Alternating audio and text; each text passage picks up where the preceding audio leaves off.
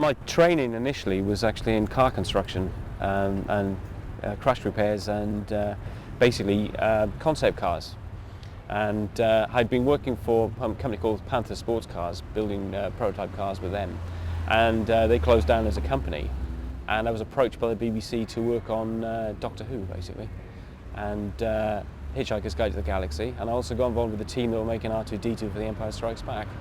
And that's really how I first got involved in films and television. I've been working on a low-budget horror picture, and Gerry was obviously formulating the idea at the time, and he rang me up at my workshop. He'd seen some of my work on a horror picture, but actually through a friend of his who was visiting the set, and he rang me up. My job really was to build the puppets, to basically come up with the concept of how we would use them and operate them, and to build them. We'd start with a script. We would actually choose sort of cast human types for talk about actors and actresses that would play the parts if you were using humans, and then basically sculpt heads to start with that represented that type of character, and then just see if we could develop from there a character for the puppet and whether visually it would fit. They had glass fiber bodies, they had glass fiber skulls which had rubber skins, and they had remote controlled eyes, and the mouth functions were done by literally like a ventriloquist dummy. The arms were rod operated, so they were really waist up puppets. We did have full bodies with legs, so we could sometimes set them up in shot and put legs in. If they were sat down, you could literally have a hand through a seat so you could see them sat in a seat. What we had was a rod which came up through the body and pivoted in the upper arm. There was a glass fiber arm and a glass fiber body casing, and as the rod was lifted and twisted through a section of 3 pivot points here, the arm could do this type of movement. We also had a cable which came up through the body which pulled the arm like that, and the hand was a screw-on rubber piece.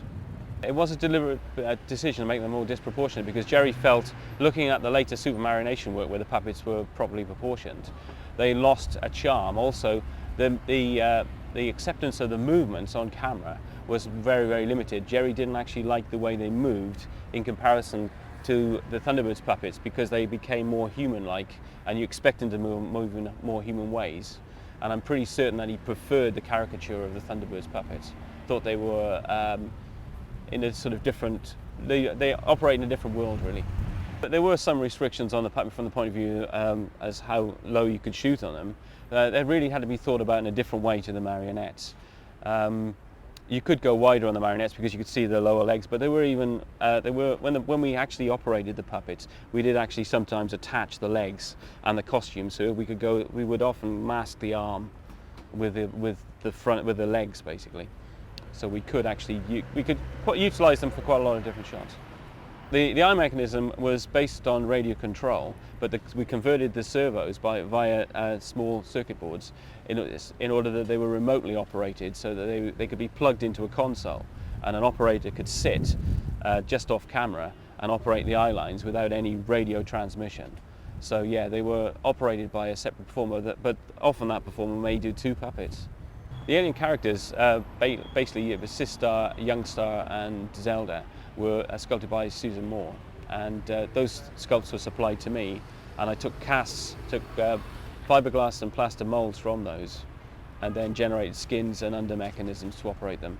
And we had a lot of fun with the characters. The great gag with the android characters was the fact that they actually thought they were incredibly handsome and beautiful, and this became quite fun to do, because we then started putting in all sorts of gags. There was the Youngstar was this strange, ugly android who was actually quite a lovable character, and we all got very fond of Youngstar, particularly Christine, who operated him, and we had a lot of laughs with that character. We then did things like the sliding wig gag with Sistar, which was very funny, and then further down, I think in the 3rd series, we then had the baby, basically, which we came up with the idea that he would be only partially finished, which then became, and the split personality, which again became a great source of humour.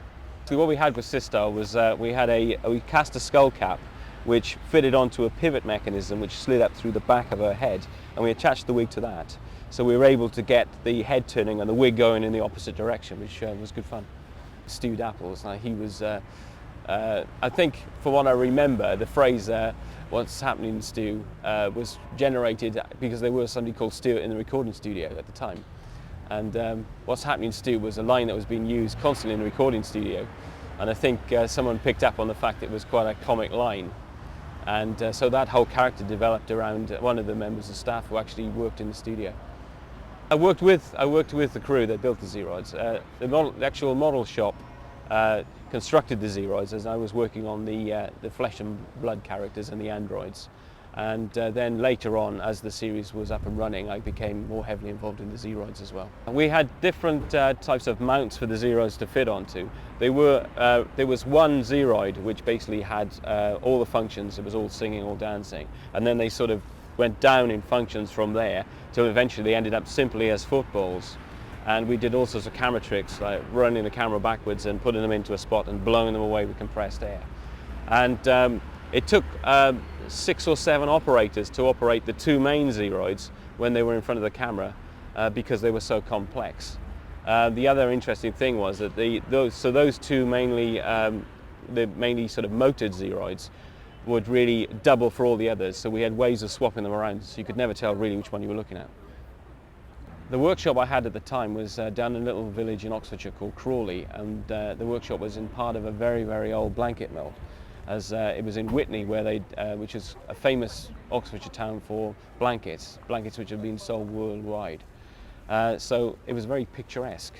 It was quite amusing because I would arrive down there in the morning, there's a beautiful river going by, it's a tiny little village. I would get there and go into the workshop and my place would be full of things from horror pictures, characters from Doctor Who, and then now I was building these strange small puppets for Gerry. And a typical morning would be to get there about sort of 8 o'clock in the morning, really get rolling about 8:30, and spend the entire day playing around with the various materials I needed to start to construct the characters that we were making. Usually sort of mid-morning I'd get a phone call from the studio and we would be discussing the characters that were in development, because I would be building at least one new puppet each week. And because that was such a short time, also we would be dismantling puppets that had appeared as extras and smaller bit part characters in the episodes that we'd sort of shot a couple of weeks before.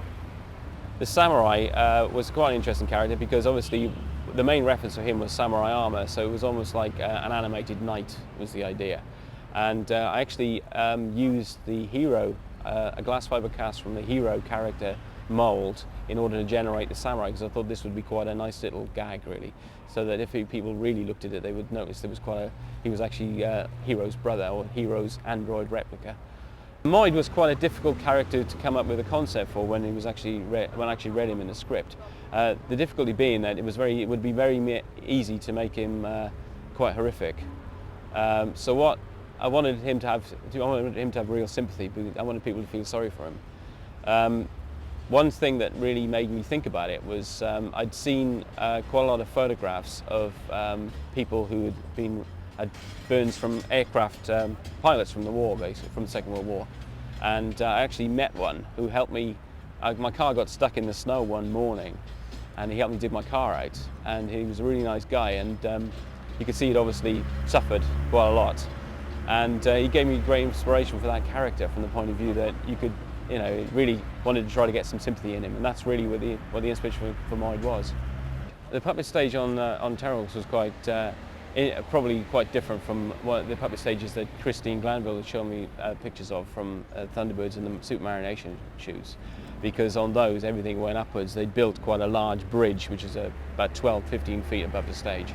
On Terrahawks they spent their entire time working in a hole in the ground, because the first thing that happened was a pit was dug in the middle of the studios which had removable flooring, and the sets were always built on wheels so they could be rolled over the pit when they were ready to be shot on, and then sections of floor would be cut away where the puppeteers were basically.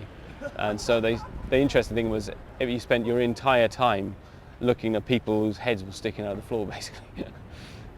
The mouths on these puppets were operated by hand, whereas on the Supermarionation the lip sync had been done electronically. What was now done was that the dialogue obviously was pre-recorded, but there was an actual cue, an electronic bleep on the actual tape, which cued the puppeteers just momentarily before the lip sync would come on, so they could actually be ready on cue to pick up the movements, the lip movements by hand. So you would actually you hear quite a loud audible peep, actually a countdown, which would count you into a sort of one beat before the dialogue would come in. It was always great fun to work with Christine. She was always full of really good stories and very entertaining person to work with. One of the funniest things I ever remember was we did a Terrahawks Christmas special, and they all get together on, I think it's, I can't remember which Terrahawks ship it was, at the Space Hawk, I think.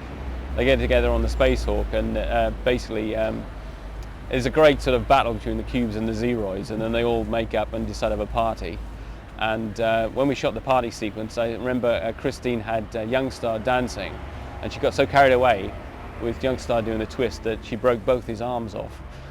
And as his arms came out, they both basically broke off and flew off in different directions. It was very, very amusing. But Youngstar always got to do some of the best stuff, I think, and Christine always made him do as much as she possibly could. Terrahawks does have a significant place for me. It was the first time I'd worked with Gerry, and I've known Gerry for a long time since. And it was great to meet Gerry for the first time and get involved with his whole sort of puppet world, really, because it had been a great influence on me as a child.